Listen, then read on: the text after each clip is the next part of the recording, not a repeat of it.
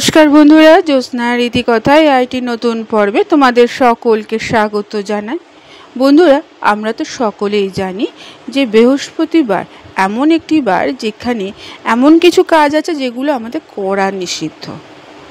বৃহস্পতিবারে সেই কাজগুলো করলে দেবী লক্ষ্মী এবং গ্রহের রাজা বৃহস্পতি অসন্তুষ্টি হয়, যার ফলে জীবনে দারিদ্র্য আসতে পারে।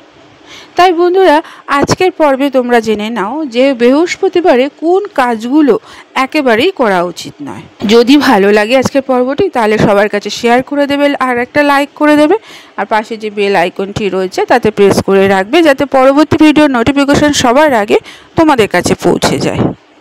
বন্ধুরা, বৃহস্পতিবার বিশেষভাবে ভগবান বিষ্ণু ও গুরু বৃহস্পতিকে উৎসর্গ করা হয়।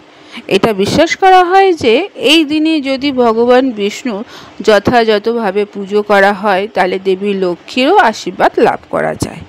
এছাড়া গুরু বৃহস্পতির উপাসনায় জীবনের সুখ সমৃদ্ধি ফিরে আসে।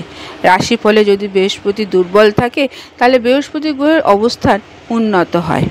তাই বন্ধুরা, এমন কিছু কাজ আছে যেগুলো করলে এই দুই দেবতা সন্তুষ্ট হয়। তাহলে কি সেই কাজগুলো এইবার আমরা জেনে নেব। বন্ধুরা, প্রথমেই বলি, বৃহস্পতিবারে চুল ধোয়া উচিত নয়। বিশেষ করে বিবাহিত মহিলাদের চুলে সাবান দিয়ে বা শ্যাম্পু দিয়ে চুল ধোয়া একেবারেই নিষিদ্ধ, কারণ এটি রাশিফলে বৃহস্পতির অবস্থানকে দুর্বল করে। এর সাথে সাথে বৈবাহিক জীবনে এবং সন্তানের সুখের উপর খারাপ প্রভাব পড়ে। তাই বন্ধুরা, বৃহস্পতিবারে একেবারেই চুল ধোবে না। বন্ধুরা, বৃহস্পতিবারে মাথার চুল, দাড়ি ইত্যাদি কাটা একেবারেই উচিত নয়, কারণ এটি শিশুদের সুখে অনেক সময় সমস্যা হয়ে দাঁড়ায়। শিশুদের আয়ুক্ষয় হয়। তাই বন্ধুরা, বৃহস্পতিবারে ভুলেও মাথার চুল এবং দাড়ি কামাবে না।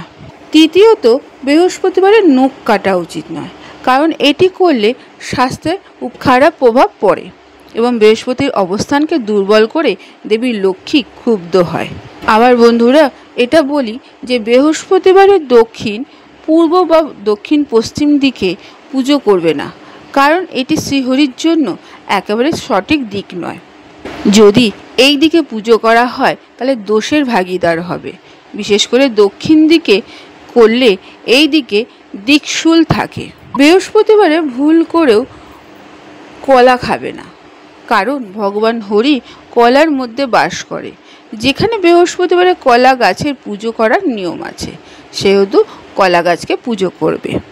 আবার অনেক সময় শোনা যায় যে বৃহস্পতিবারে কাপড় ধোয়া যাবে না, অর্থাৎ সাবান বা সার্ফ দিয়ে কাপড় কাচা যাবে না, শরীরে সাবান লাগাবে না, মেজে মুছবে না, ঘর পরিষ্কার করবে না, কারণ এতে রাশিফলে বৃহস্পতির অবস্থানকে নেতিবাচক প্রভাব পড়ে। দেবী লক্ষ্মী অসন্তুষ্ট হয়। কিন্তু মানুষ বৃহস্পতিবারে দেখা যায় বেশি করে ঘরদোর পরিষ্কার রাখে। আবার এটাও বলা যেতে পারে যে বৃহস্পতিবারে সেলাই করবে না, পুজোর জিনিসপত্র কিনবে না, কালো ও নীল রঙের পোশাক পরবে না। ভুল করেও সাধু, ঋষি, পশু পাখির অসম্মান করবে না এই বৃহস্পতিবারে, কারণ শাস্ত্রের বিশ্বাস অনুসারে প্রাণী এবং সাধুদের ভগবান হরির অবতার হিসাবে মান্য করা হয়। তাই এই দিন এদেরকে কখনোই অপমান বা খারাপ কথা বলবে না। বন্ধুরা, আজকের পর্বটি এখানেই শেষ করলাম। এতক্ষণ আমার ভিডিওটি দেখার জন্য ও শোনার জন্য তোমাদের অসংখ্য ধন্যবাদ।